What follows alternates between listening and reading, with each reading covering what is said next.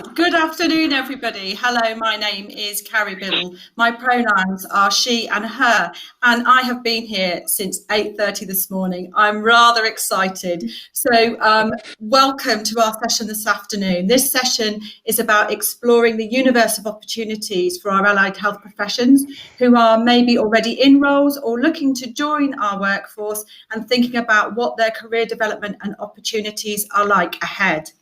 I have a fantastic panel of AHPs to introduce you to this afternoon, and I really want them to share their experience, their top tips and ideas to help you shape up what a career can look like and feel like, and the massive range of opportunities that we have in front of us. So without further ado, I am going to hand over to Iain in the top left of my screen. So Celebrity Squares time. Iain, please introduce yourself and share a bit about your career with us. Hi there, Carrie. Thank you for having me. My name is Iain Loughran. I'm a physiotherapist at North Tees and Hartlepool NHS Foundation Trust up in the northeast of England. I work primarily in the musculoskeletal triage and treat clinic, and we also do some FCP, first contact practitioner clinics now, so working out in GP practices with the primary care team. And I'm also an NHS clinical entrepreneur, which I'm 2 years into a scheme that NHS England run, which is a national training scheme for NHS staff that have ideas for sort of products or services that will help the NHS and help patients.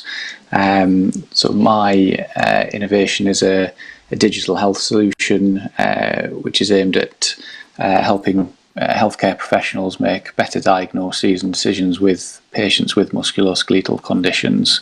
And the purpose of the NHS Clinical Entrepreneur Scheme is to help provide you with additional skills and knowledge around how to get an idea into a product out into the marketplace, so it can ultimately help clinicians and help patients. So it's been a fairly challenging 2 years, but it's been very, very good to develop some broader skills which are very complementary to the healthcare skills.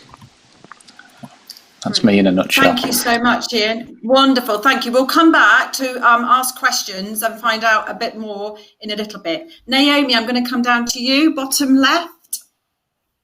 Thank you. I'm Naomi Bergen. I'm a therapeutic radiographer by background, and I work at the Royal Cornwall Hospitals Trust. I'm currently the clinical lead for culture change and improvement, which is my new and exciting role of this week. So my background is moved from being a hands-on patient-facing clinician to looking at service development and improvement across organisations. That's me in a nutshell. Lovely. Thank you, Naomi. Meg, can I ask you to introduce yourself, please? Yeah, so hi everybody, my name is Meg Parr. I am a podiatrist by background, and I am currently on an Health Education England AHP clinical fellowship, working across the Midlands and East of England. Prior to that, I worked within our education team as education facilitator for allied health professions as well. Lovely, thank you, Meg. Rafiah, can I ask you to come next, please? Hi, yeah, so my name is Rafiah. I am a speech and language therapist, so I support children with language and learning needs, and I'm based at St George's Trust in southwest London. I'm currently on a secondment to the National Institute of Health Research, so I'm doing a clinical doctoral research fellowship, which is basically a clinical PhD, and not too dissimilar to Iain, so looking at digital solutions, focusing on digital therapy. And actually prior to my current secondment, I did a Digital Pioneer Fellowship, which was very similar in terms of looking at innovation and ways of embedding digital into practice. Brilliant, thank you. I mean, digital is the future. We need to be 21st century ready in our workforce and our skills. So I'm fantastic to see so many AHP digital leaders and innovators on the panel today. I will come to Sam next, please. Thank you. Hello. I'm also a speech and language therapist. I work for Solent NHS Trust in Hampshire. I'm also a NIHR clinical doctoral research student. I'm in year 3 of 4, and looking at infant feeding, sucking behaviours and speech sound development. And in my clinical work, I work in the community, working with children in mainstream school settings, in a fantastic clinical team in South West Hampshire. Lovely. Thank you, Sam. Kim, we'll come. I'm going one from the top, one from the bottom, Karen Haldeman style. So, Kim, I'll come to you next, please. Yeah, hi there. My name's Kim Dix. I work for Dorset Healthcare, and my role I've left my role just over a month ago, but I was service manager for the specialist community services, plus chief clinical information officer and professional lead for physiotherapy. So I had a sort of broad span of management and then clinical leadership.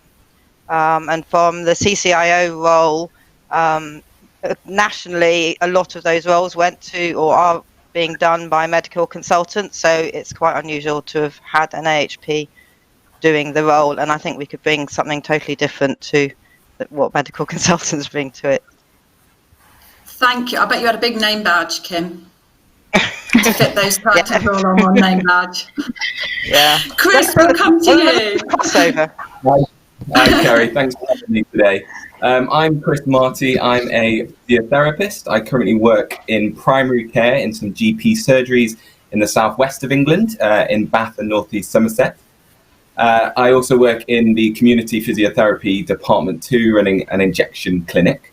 I'm glad I'm here today, and I'm really hoping we can get across a few things for the listeners and audience out there. Particularly for me, I was thinking what I'd like to talk about was around opportunities around volunteering, joining committees and linking with people outside of your profession as well. So different allied health professionals, because I think that's been useful in my career to date.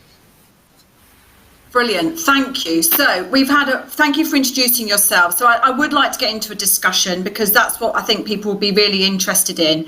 One of the things that I'd like to just pick up on from your introductions is that everyone is either doing a role or doing a part role. So in this space where people are developing skills, people are often doing portfolio working. And I wondered if anyone had any thoughts or suggestions on how you manage that successfully, whether that was a choice or that was kind of what was on offer to you at the time, and any thoughts on that, please. So if you want to pop your hand up, if you'd like to get involved on that one, I'll come to whoever pops their hand up. Chris, brilliant. Hello. Yeah, so a little bit like Iain, I've done some first contact physiotherapy work in primary care, working in GP surgeries, as well as being based in the community, main community hospital department. I think when we look at our careers and we look at the 4 pillars of advanced practice, really, I think it's a brilliant idea to have a mixture of areas to work in. I think it keeps it exciting. It means that you get to communicate and network with many different people. And I think for me, I've always been passionate about physiotherapy and passionate about AHPs, but certainly I think that passion doesn't burn out because you've got exciting things to focus on. Naomi. I'm going with the hand wave. I would really like to just pick up and follow on from Crem. I feel like I've just meandered through my career path and done lots of different things at times, very opportunistic for me, I would say. But I think what this panel shows, and what Chris has just described, is how diverse but yet transferable your skill set is as an AHP. And you don't need to know the next role that you are going to move into. Actually, you can shape and create that, because the broadness of what we do, even when we specialise, it's unlimited, and it is about seeking those opportunities out, maximising them, and don't be afraid to have a go. We are amazing AHPs. Brilliant, thank you. Rafiah, come up to you. Yeah, I guess just adding on to what's being said, and I'm similar. I did not have a linear path or even a linear plan, and it was a case of balancing my professional and personal priorities as well. So when I moved geographically, I looked at what opportunities were there that fitted in, or when I started a family, looking into what part-time opportunities, what flexible opportunities were there, and then returning to full-time. But I think the driving force was this wanting to be excited and invigorated in what I did. And also, I guess my advice would be think out of the box. And also, if something is interesting, but it doesn't seem directed at you necessarily, but you think you've got the skill set, sell yourself. You'll be surprised at the feedback you get. Quite often opportunities do become available to medical professionals, and that's sometimes an oversight. It's not intentional, it's just that's the term that's being used. But you'll find that if you do approach and make yourself known as AHPs, we have such transferable skills. I completely agree, and we can really sell ourselves. I think we've got that skill set. So don't see it as an closed door. Just knock on that door, bang the door, open it and get through it, and you'll be surprised how much is out there. Thank you. Sam, you wanted to come in. I'm going with a wave as well. Yes, thank you. I think these comments are brilliant, and I think there's something in here about curiosity and possibilities, and not. I think it's very easy when you come out of. I remember being school and even kind of moving into higher education, and people saying, "What do you want to be?" And feeling that I had to come up with a job title and a set plan. And it was never really there for me. I just tended to follow the things that I enjoyed doing and that I felt that I was good at. And that has that's kind of how I've navigated, really, or not navigated, sort of fallen from thing to thing. And I think you've got to be open to opportunities and be curious. And just because you might be interested in something, just because maybe somebody else isn't doing it yet, or it hasn't been done, or it's not the usual thing, doesn't mean it can't happen. But there's maybe just a challenge there around using those skills that you have to, communicate with people, negotiate, and say, okay, well, how could we make this happen? Or perhaps we could pilot this, or if I link up with that person and join those dots, there's additional benefits for other people as well, or other services or other teams. So it's really about problem solving and thinking outside the box, I think, because the opportunities and the possibilities are really endless. You're only really limited by your own imagination and enthusiasm and passion, I think. Brilliant. So I'm going to move it on slightly to another question. I'll come to you guys. Don't worry with your hands up. I will come to you. So I want to pick up a bit on what we've just talked about, and something that Kim touched on earlier around that. Sometimes it may not have AHP on the title. And, what are your top tips for where you look? Do you look for the opportunities that you want, or do you look for opportunities for AHPs? And if they weren't there, how did you go about trying to knock down those barriers to do that?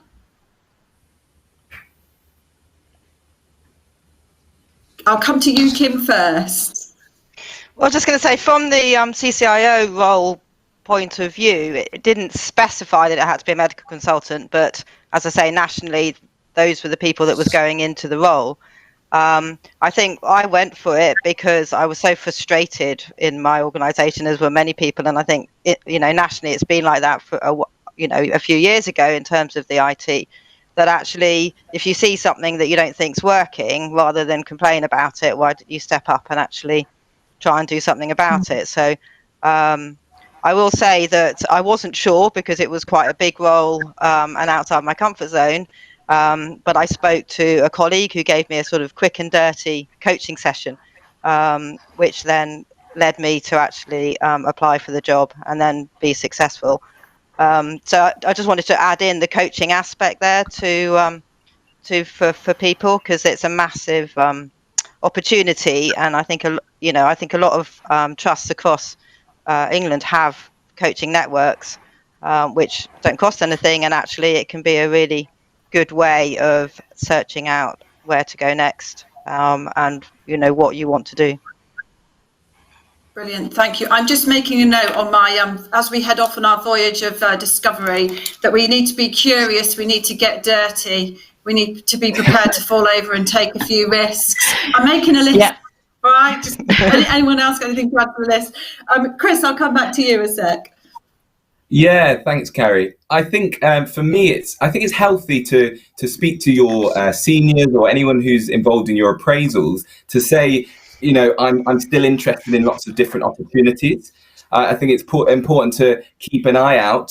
Social media and Twitter is brilliant for that, to see what is out there, because you may not know what you might go for. One tip for me, I do this quite a lot, and I have done even since when I started before qualifying. Is look at job descriptions which are not suitable for you right there and right then. Look at the essential and desirable qualification criteria, and then jot down things that you might then think this might be for me in 2 years' time, 5 years' time, or further. And if it's not, for instance, I mentioned before about committees. I'd love to be on, for instance, the NICE committee one day. I think that would be excellent. But I looked into some of their roles, and I realised that they would like smaller committee experience first. And so you have to, you do. It's not all luck. You do have to plan. And I think it's important to look what's out there, look at these jobs, and think, you can go for these things one day, and time well spent really trying to help you navigate. Okay, so I'm writing down travel plan and map is that I need to take with me. I'll come to you, Meg, next. I think as well, it's really interesting and exciting at the moment, because there are a lot of people willing to have conversations that maybe wouldn't have happened previously. So medical directors, chief nurses are really open to having conversations around roles that may have traditionally been held by other groups. We know that, for example, there's been huge work done around chief AHP roles and really pulling that leadership to the forefront. And I think it's just an exciting time to go and have those conversations with people. Don't be afraid to put yourself forward and to ask those questions and do that kind of confident challenge around the skill set that you have and being able to take it into that role. Okay, so I'm putting assertiveness and confidence down in my that's going in my pack. Naomi, did you want to add something else in on that one? Yeah, I did actually, just in terms of those top tips and really echoing what everyone else has said, but one of mine would be to find your tribe. So when I chose my career in therapeutic radiography, I thought I found people I want to work with and a job that I want to do, and what a privilege to care for patients. And I think the where I've gone after that, I've just thought I found my tribe. I found other people that I want to be connected to, whether that's been on committees or working groups, or actually just in teams that I want to work with or teams that I don't want to work with. So finding your tribe and finding your community, I think, is really important in your career path, at the start and all the way through. So don't travel alone. Get yourself some travel buddies. Don't travel alone. Get some wingmen and ladies. Brilliant. And everyone. Excellent. I'm going to come up to Iain at the top, because I'm just interested to know from you, stepping into a clinical entrepreneur environment, was that people have talked about stepping into the challenge zone and putting yourself into a completely new environment? Have you got any thoughts on that, about what that feels like and stepping up to those kind of challenges? Yeah, very much so. I think the year I started, I think there was maybe 6 or 7 allied health professions on the year, and about 100 medics. So we were very much a small tribe within the big tribe. But it was good to have other allied health professionals on the programme at the same time. But equally, it's good to then start branching out and having conversations and collaborations with other professional groups, other people from industry, people you wouldn't normally cross or meet in the sort of clinical day job. The more you sort of seek out opportunities, the more they seem to lead to other opportunities, and one thing very much leads to another, and one conversation often leads to another opportunity that you weren't even aware you were looking for. So the opportunities now to collaborate with people within your area in different areas is probably better than it's ever been. So there's probably more opportunity now than we've seen in probably the whole of my career. So kind of keeping your eyes open for opportunities and then almost joining the dots between them and those connectors that can help you get there. It seems like that seems to be a bit of a theme of people's career paths as well. Okay, so we're in the rocket, we're off around this universe. If we look in our rear view mirror and you look back to yourself when you started as a band 5, band 6 AHP, what would you say to yourself now when you look back? Is there any particular pivotal points or things that you think, oh yeah, I wish I'd have known that then, what I know now? Is there anything like that you would share? Sam? Resilience. I think, sometimes the boosters don't fire properly, or you've forgotten your favourite sandwiches or something, and you just have to stick with it. There are rough times, and doing things differently can be really difficult. And if you come, it's like anything. If you come with enthusiasm and passion and excitement, you can sometimes assume that everybody else is in the same place with you, and everybody's on their own journey doing their own thing, and you've got to bear that in mind. So you've got to hold on to your enthusiasm and balance that against other people's priorities and the priorities of other things that are going on at the time. And like you say, it comes back to joining the dots again, understanding the bigger picture as well as your own picture, and understanding how all that fits together, and not letting that stop you do what you want to do, but just having a sense of that will help to understand why there might be bumps or things might not go so smoothly, or that conversation went that way. So it's that kind of resilience and kind of stick with it, I think, and keep going and hold tight. Hold on tight. Lovely. Yeah, enthusiasm, resilience, energy. Fantastic. Chris, did you want to come back in on that? Yeah, I would echo that completely, but say too that I think when looking back when I started, I think it starts from the get-go. It starts from student, it starts from band 5, 6, whatever stage you're at. Keep the same enthusiasm, but also keep that same tenacity and like you're saying, I think saying yes to opportunities is a good thing from the get-go. I think the things that have happened in my career certainly started from a student representative role when I wanted to try a leadership role with students. The same thing happened as a band 5 when I then became a band 5 representative. And so, when you get onto more, larger scale panels or steering group, you would think that the pressure builds, but actually, if you start it from the get-go, you'll be doing the similar things that you've done. And just refining it as your knowledge builds throughout your career too. So certainly I think hold on to enthusiasm, tenacity and that drive throughout. Brilliant. I want to pick up on a point you made earlier. We had a really fantastic session from Katrina Kennedy earlier around volunteering, but sometimes the opportunities that you might need or you want to develop your personal and professional skills may not lie within your day job that you're doing. So I wondered if anyone's got any thoughts, ideas or top tips that they'd like to share about where to go. So we talked about leadership and joining committees. Rafiah, can I come to you on that one? Yeah, I think that pretty much defines my career pathway in terms of finding something that's interesting and then just putting myself out there and just contacting people, whether it's in the private sector or the public sector. But with that comes the need for resilience. So, I mean, Sam she could have described my own journey in terms of having that positive thinking, being aware that other people have got other things happening. And you need a fair bit of self-belief and confidence. And then it's okay to feel demoralized and then pick yourself up and give yourself time. But I just reached out. I reached out to charities. I reached out to private companies.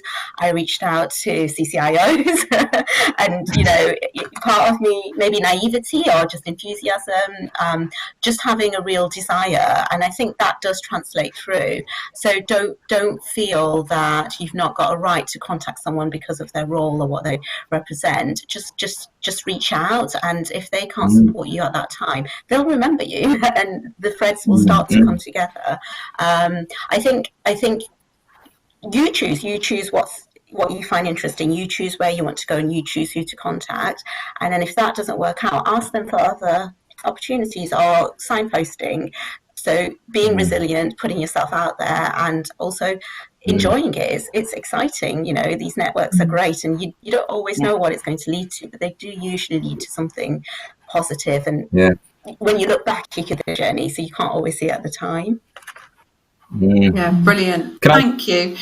Sam, I'm just going to mention we seem to have lost Meg, and we've got a new panel member. So I think someone's joining us slightly earlier. So I'm just going to make sure you're aware of that. Or Meg's transformed in front of our eyes. So, Chris, did you want to come back in? Carrie, can I? Oh, sorry. Go on. Naomi's jumped in. Sorry. I was just saying, we've lost the panel member, but I was going to say, I think it's what you mentioned there, and it's been mentioned before, not becoming fearful of people's titles. I think we need to respect people who are in senior positions, but we're all people. We're all people trying to do the best for our patients. And the Chartered Society of Physiotherapy Chief Executive, Karen Middleton, was one of the first people I spoke to in my career about how she got into the career. And I wasn't fearful of approaching her. And actually, by doing so, I built a positive work relationship early on, which has then, has then supported me through different careers and opportunities. So I think, we should always remember that we've all been students, we've all been very early career. I think we are all people trying to support patients. So let's respect titles, but let's remove them when we're having, very level conversations. I think that's a brilliant tip. That's an absolute golden nugget, I think, for me from today, Chris. You might have taken me top spot of golden nuggets there, and I've been here all day. Naomi, did you want to come in on something? Oh, now the pressure's on, everybody. You've got to try and beat Chris now on that one. I know. I kind of feel like I don't want to after that performance. I was just going back. I wanted to come back to what you were saying about, what would I say to myself as that newly qualified AHP, gosh, just trying to survive as you are in your first few months, once you've got that registration through, which you've worked so hard for. And there's a couple of things. One, to echo what Chris has just said, actually, you're there to make a difference. I think that's why anybody comes into their career, no matter what field it's in, and you hold on to that. All the other great stuff that you'll be doing, you want to make a difference, and how can you do that plays to your strengths? And the second thing I would have definitely, and do need to keep telling myself, is to just enjoy it. You are in such a privileged position to be caring for people when they need you, and enjoy that. Every day, every minute is something different. There's a new challenge, a new problem to solve, and a new way to show your compassion, and just pause and enjoy those. Brilliant. So, we've got Meg back. Meg, it's wonderful. You obviously nipped off to another universe, but she's back with us now.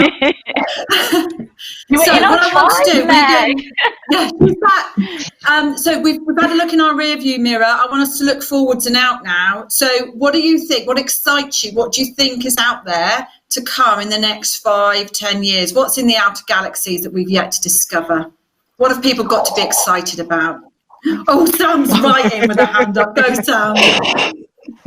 Sorry, I get excited about this one because it's occurred to me. It's something I've been thinking about lately. I think the COVID obviously has been a massive disaster in a lot of ways, but it's also forced us to think differently. And I think it actually might help to make the world a bit smaller. And I think it might help us to think outside the box a bit in terms of networks and collaborations. And I certainly feel that Twitter, I use Twitter a lot professionally, and I've certainly found that my tribe is on Twitter. Thank you.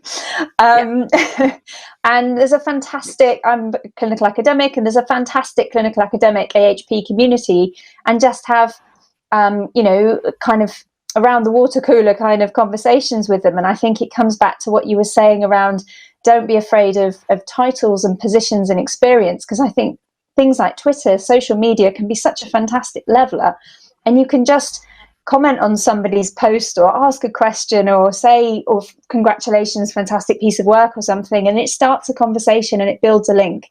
So I think the increased digital use, I think is what I'm saying, is going to have a huge impact on how we work and how as AHPs we network, and we continue to make a difference in different ways and better ways as well, I think. Brilliant. Anybody else want to come in on that? What excites you? What's out there? Iain, I'll come to you next. Hi, thank you, Carrie. I think just following on from that, I think the barriers that we've often faced with implementing a lot of newer, perhaps tech or digital solutions seem to have come down very rapidly in the past 6 or 9 months for probably quite obvious reasons. People's ability to sort of look towards digital solutions to support the delivery of healthcare, assessing patients, whether it be sort of new technology like artificial intelligence, or even just better basic day-to-day information technology using Teams to collaborate. I don't think we've ever seen rapid digital push than we have in the past 6 months, and I think probably the next 5 to 10 years is going to see an even bigger digital transformation than we've seen in the whole of the history of the NHS. So being a part of that in any way, shape or form is a huge opportunity for all of us. Yeah, I agree. Fantastic. Chris, did you want to add a comment in as well? Oh, we've lost your sound. There you go. Am I back? Oh, you're back.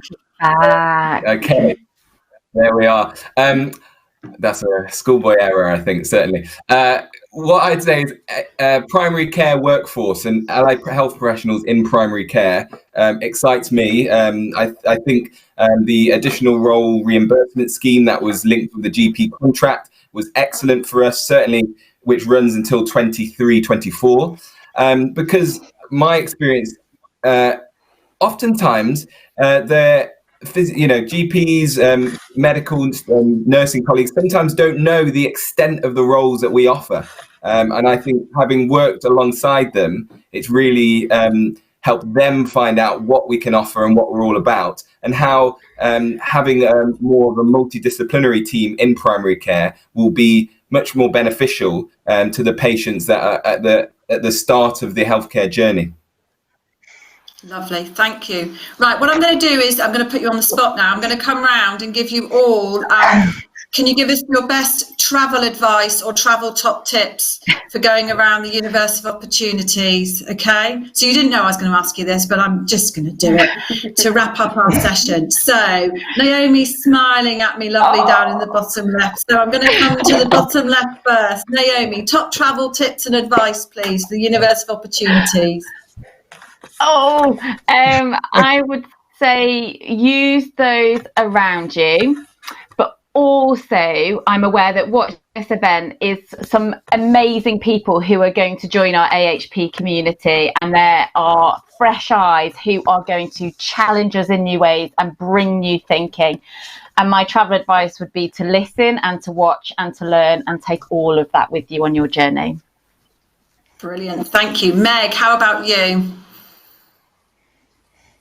So I think for me, it's about thinking that no opportunity is a bad opportunity as such. So take every single thing that's offered, whether you think it might be the pathway that you want to go down or not, because you'll find out one way or the other, but it will increase your network and you will meet people who may well open other doors for you that do take you where you want to go. So as everybody else has said, kind of don't travel a single path.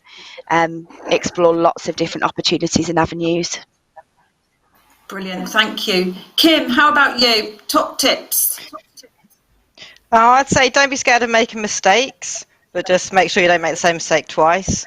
And also always look for feedback as well. Don't be scared of feedback, because actually it's all a learning opportunity. And I think sometimes we can be too scared to ask because we don't want to hear what they're going to say, but actually we can then take ourselves forwards with it. Lovely. So. Yeah, I think you're so right. I think this idea that we're always learning, we are continuous learners, and we need to reflect and we need to get feedback from other people. Constructive and motivational makes a huge difference. Really, that's a really great one. Thank you. Chris, coming to you. Can I just say, ask those people, well, I was only going to say, ask those people that will give you the challenging feedback rather than will just say that you've done a good job. Oh yeah, don't go for nice feedback. You want to be challenged and checked. Okay, good point. Challenge and check. That's going on my list. Thank you, Chris. Yeah, mine would be around planning. I think it's really important to be ambitious with your career planning. Whether you're mid-career and looking for a change, or whether you're earlier on in your career, think about planning. Think about your 2-year plan and your 5-year plan, but also don't forget the here and now, because that's the most important. The small steps you make today will be a big change for tomorrow. Brilliant. Yeah, really, really good advice. Thank you. Sam, I'm coming up to you at the top. I would say be brave, be curious, and if you don't ask, you don't get. Love it, love it. Rafiah, coming across to you. Mine would be pace yourself. There's a whole universe of opportunities, so enjoy each and every experience, and I guess ground yourself in what's happening now and what can you take from it, and look ahead, but also don't be the tourist who's always looking through the camera for the next kind of bit of scenery. Look around where you are now and what you take from it, and don't burn yourself out. Yeah, really good. You know, take your time. Don't exhaust. Don't fall over with exhaustion because you're travel sick or you're jet lagged and you haven't given yourself time to catch up. Brilliant. Iain, up to you in the top left. Feel the pressure to say something better than Chris earlier now, but I don't know if I can. I mean, mine would be to look out for things that interest you, apply for things that you find interesting, because it's always a lot easier when you're interested in the job or the subject or the direction that you're going, and look for a mentor or several mentors to help you share that journey, guide you a little bit, and just remember it is possible, it can be done, and if you want to do it, you'll be able to do it, you'll be able to make it happen. Brilliant, thank you. Guys, I would like to thank you all for your time this afternoon. I have really been looking forward to this all day, and it's been really interesting hearing all your top tips. I've got my list now, I can pack my bags, I'm going to wear my seatbelt for safety, but I am going to look out the window ahead of me and enjoy the trip. So thank you all very much for your time this afternoon, and I hope to see you again all very soon. So thank you. Thank you. Thank you so much. Thank you. Everyone.